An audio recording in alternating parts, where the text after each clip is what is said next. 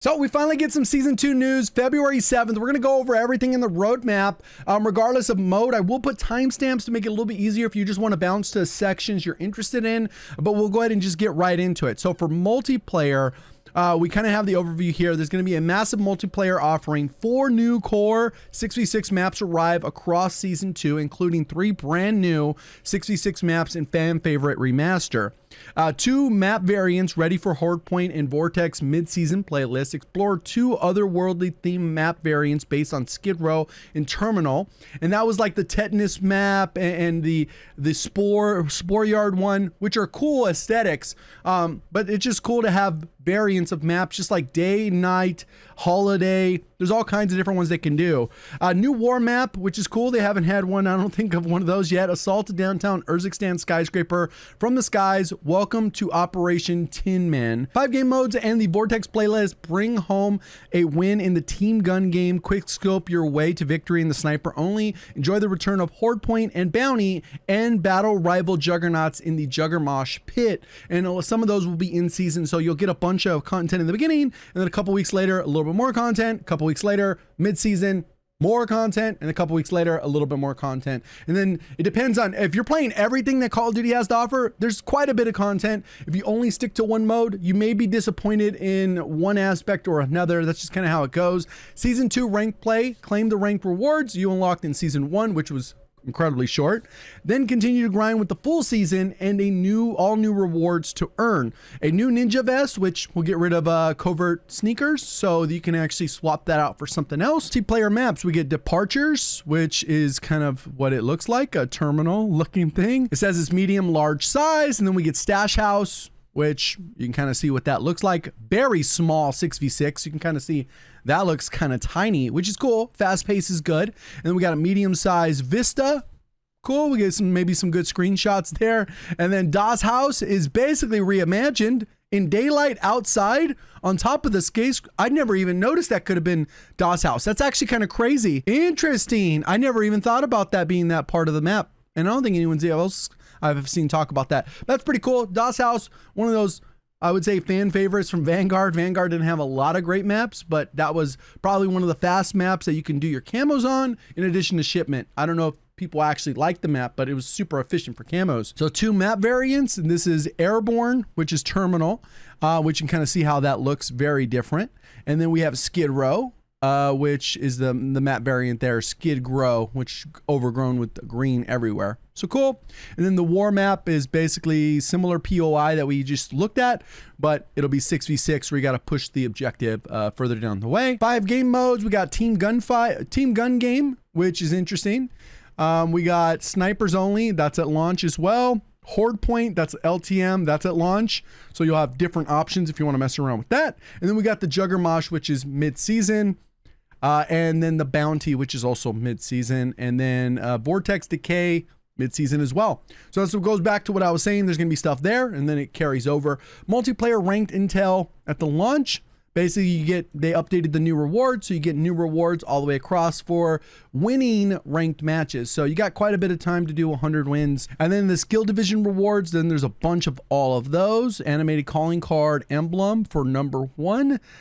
They got to do stuff with operators. I don't know what they're doing. And then ninja vest, that could change quite a bit. I'm pretty sure that'll probably be available in ranked, so that could change up the loadouts, but definitely in the game you'll be able to mix stuff up. So silent melee and throwing weapon specialist, equipment slots, tactical, lethal, field upgrade, and the gear slots you get gloves, boots, and gear. So instead of being able to run that one, eliminates the footsteps downs, immune to movement reduction effects, bonus shurikens, and throwing knife ammo, and then resupply. So this is definitely the stealth melee class. Duplicate effects do not stack. If equipped with covert sneakers, gain the effect of running sneakers, which is cool. Modern Warfare Zombies overview. So zombies, the Dark Ether story act continues. Operation Deadbolt strike teams are tasked to confront a new anomaly in the exclusion zone, enter the second rift, face down the largest infested stronghold we've encountered as you enter a new terrifying rift, New challenges and schematics unlock prestige levels to acquire zombies challenges rather than 3 new schematics to aid your progress.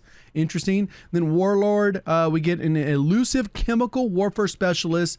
Kerez has set up some impressive defenses at the kill house in Arlov military base. Prepare effective before attempting. I wonder if that's going to be random too, because right now it's mainly weighted towards the new one, but then it'll swap to the fortress one too. This is mid-season, so that stuff, I don't know exactly where the content lies out, because it looked like everything for zombies is somehow in season or mid-season, which is kind of unfortunate. The Dark Aether story act continues, and this would be like a story mission where you complete it, and then at the end of it, there should be some kind of cutscene or something that carries along the dialogue, in addition to the dialogue that happens throughout the mission that are really like short segues from point A to point B. In season 2, strike teams from the Operation Deadbolt continue to confront terrifying trans-dimensional anomalies. New secrets await in the exclusion zone, and tensions are heightened this time as terminus outcomes have followed your teams into the rift. Thankfully, you have an expert guiding you. Sergey, battle alongside the rest of the squad, completing a series of dangerous tasks, and you find your way out of the Dark Aether before it's too late. Enter the second rift. This is again mid-season. New story mission with new terrors, cool, and new challenges and schematics. So there we get a wonder weapon schematic, which is cool. The VR11 or the Vril, and then we got the mags of holding. That would be interesting. The blood burner key. And then that's kind of it. Mag holdings. Who has the time to reload? Not you if you've activated the mags of holding, which allows the ammunition to feed directly from your weapon ammo stash, essentially eliminating the need to reload. That is kind of crazy because there's some guns where that could absolutely change how they function. There's no need to scavenge for the blood burner wonder vehicle on the map. If you're carrying the blood burner key, simply use it to summon it. Oh, that's kind of cool. I mean, the vehicle's not overpowered. It was good, and then they nerfed it to hell. And then we got the Vril, those, which is cool. You get the schematic on cooldown, which is kind of cool. New Warlord mid-season, that'll be there. And then overview for Warzone. So it's good they put all of it in one blog this time. Last time they split it up. Content summary. We get Resurgence Refocused. Welcome back to Fortune's Keep. New gameplay features. And then Call of Duty Warzone Ranked Resurgence. So Resurgence Refocused. Returning map Fortune's Keep. It's been decades since the last battles were fought across this historic Mediterranean isle. Overall, you can kind of see how the map has kind of adjusted and changed. A lot's going on with it. Literally ripped apart and set loose unceasing undead threat. So they've somehow managed to put zombies in it. I wonder if there'll be like a round-based thing, or this will be an area that you go to. Similar to the Dark Aether, this will probably be the other Dark Aether map mid-season or something like that. The second one you go into. So that's just a guess. High Moon, continue to develop it. That was who did it the first time. And then check out the events later section, rundown of events coming to. Okay, cool. Maps and mode, launch and in season. So welcome back, Fortune's Keep, launch. It says those operators who joined the Captain Butcher to pillage the island during the Call of Duty Vanguard era may find Fortune's Keep a dichotomy of familiar locales and all new geographical surprises. Join us investigate each of the 11 points. Rear docks and cave. You get a little quick POIs there. You can see kind of how they're cut out for them on the map. Interesting. Terraces, fishing docks, northwest coast, graveyard, northwest coast. Wait, was that? Yeah, northwest coast as well. And then we got the town on the lower west coast and then upper southwestern coast. They just modified them. They got a little bit of a facelift. There's these cracks that just go throughout all of the different POIs. Overlook restaurant. You kind of come up here. They kind of added a little bit. It doesn't look like there's a ton of water unless there's a lot of water underneath where it's swimmable water. Because if you remember, you couldn't swim in Warzone 1. So you would just touch the water and you would kind of just, it would come up to your knees and you would kind of just run. You couldn't tag sprint. And we'll see how that gets implemented. All right. And then we got Pier, which is cool. New POI there. Then we got Lighthouse, straightforward, Winery, Gatehouse in the center, been modified. They give us a lot of good screenshots here. But cool. So new gameplay features. Expect the following new gameplay features to appear on Fortune's Keep within the launch window, which is usually the first week or two. Zombies Nest eradication contracts, which we kind of had a zombies thing in Fortune's Keep the first time, where you had to kind of do the thing and then zombies would spawn, you would kill them, and then you'd get some rewards at the end of that. So that is not new. They're repurposing stuff they had before. And then Rogue Signal public event. Within the match, expect the Rogue Signal competitive public event to periodically appear, pitting you against other operators and teams in a 90-second objective-based mission. There's cash. Okay, that's kind of weird. So it's like, boom, everyone complete this. Reward cache remains locked for the next 30 seconds. Whichever team opens the cache first receives the rewards. Rewards are randomized, don't remain with you after the match, and Season 2 can include blank and blank wonder weapons. Okay, maybe specialist at some point. That'd be kind of interesting. Zombies power-ups, limited time launch. All right, selected zombies-based power-ups are coming to Call of Duty Warzone for a limited time, buffing your operators in addition to perks we've already chosen. 7 zombies power-ups, 4 familiar with 3 brand new ones. Double points, full armor, max ammo, fire sale. All right, looting spree, and then Zarkor, 60 increase the movement speed by around 25%. Undead sight. So they're going really silly with it, right? To have fun. Expect possible power-ups during to be adjusted. Yeah, if they're a little bit broken. Extended bridge. This will be available at launch, so you can open and close the bridge. I guess if you want to get vehicles across. I wonder how fast that'll be used. Fortune favors the bold, right at launch. Operators with previous Fortune's Keep combat experience know that even the Coney explosion won't have dislodged all the secrets the island has to offer. Latest intel confirms wonder weapons with limited ammunition support and no restock options can be acquired under certain circumstances, available via several redacted, multiple redacted throughout the area. All right, cool. Squad wipe streaks. Okay, elite players looking for a challenge themselves and their squad have more than just kill counts to brag about with the new tracker.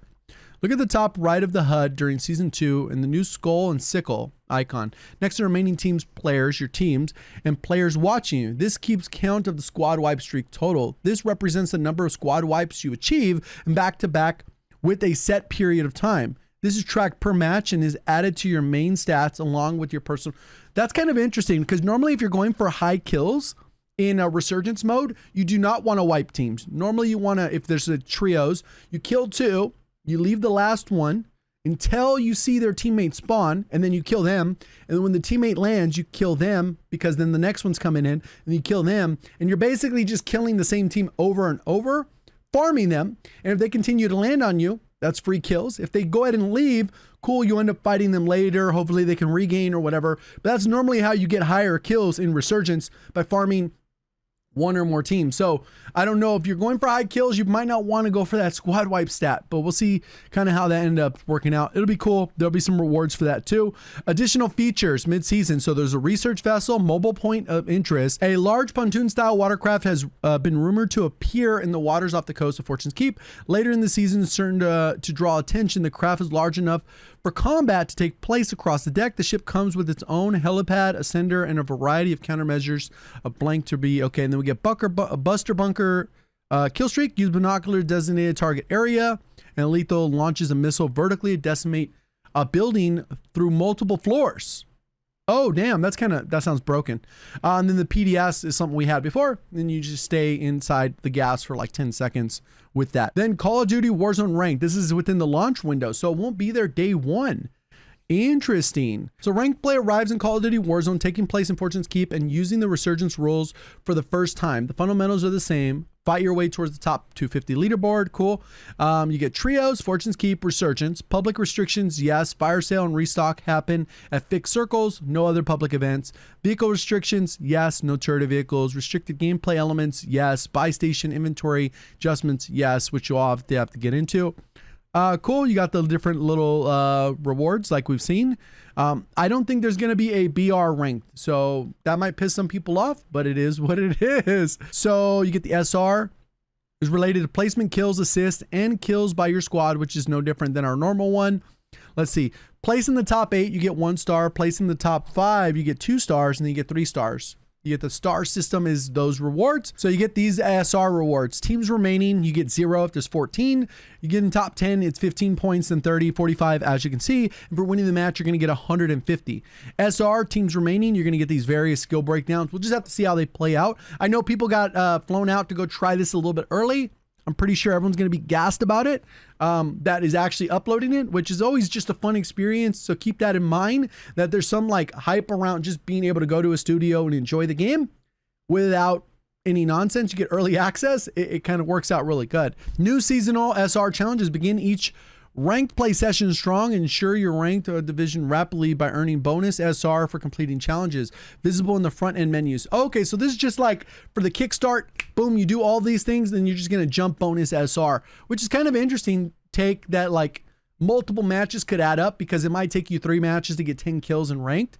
And then what'll happen is you get a bonus 100 SR, which can move you up to the next tier. Because this is like, without even adding up, about 1,000 SR or more. Maybe a little bit more than that, but yeah, 1,100 maybe. And then finish top 25, you get some different rankings, top 5, 10, you get another one, and then first and other things. So new SR death fees, beginning at Silver 1, death fees become active in match. They're designed to highlight specific survival by single player within a squad. A death fee deducts a small amount of SR each time you die in the match. So if you're getting farmed, you're just gonna be losing that SR. Protect your life and play to win ranked play resurgence. Note, you cannot lose more SR than your match deployment fee. Okay, so there's a cap. They are at 100. You scored. Okay, cool. Basic, they go through the 2 examples and then ranked play rewards. So that's the basic rewards there. Usually they're not over the top. A lot of people, it's just more about bragging rights to say, hey, I made it to iridescent. I made it to top 250. Or whatever the case is. Problem with this is the gold looks eerily similar to the top 250. And you get the different ranked rewards. And that's the stars, skill divisions, all that stuff. General overview of everything. So this is just a general. Content summary. We get weapons, getting attached, 7 aftermarket parts. Those will be in the weekly challenges most likely. Become Undead Elite with the Black Cell. Rick Grimes and Kate Laswell headline the Season 2 Battle Pass. New store offerings, new challenges. Yeah, obviously they're going to allow us to raise the level as well. Weapons, we get the BP-50, which is an assault rifle. We get the Ram 9, which is an SMG. Could be interesting. SMG could be a lot of fun for a Ram. SOA Subverter battle rifle in season. This will be the weekly challenge, which that one's the one where if that just specific week, you just do the 5 challenges out of all the challenges available and you'll just unlock it. So pretty straightforward. And then the in-season Soul Ender, this will be just redacted. And I think there'll be another one too. Getting attached 7 aftermarket parts. There you go. That we'll go through those once they actually come out.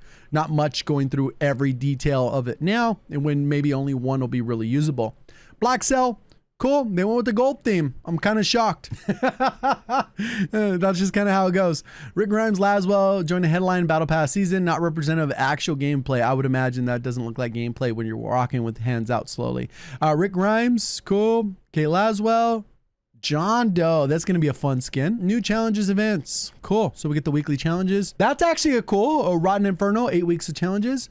It looks like the zombies are reaching across. That's actually pretty cool. Hopefully it's animated, I would hope. So the events, we get the Horde Hunt, which is for a month. We get the Year of the Dragon, which is about a week. Cryptid Boot Camp is 2 weeks. Walking Dead, we get that for a couple weeks at the end of the season or mid-season reloaded events. Prestige challenges. There we go. We get more calling and it says prestige on there. Yay. All right, so we got a lot of rewards with that stuff. And then Call of Duty Mobile is coming. Upgrade to Modern Warfare 3, whatever. Let me know what you guys are most interested in. Appreciate all the support. Thank you for watching as always. Have a great day.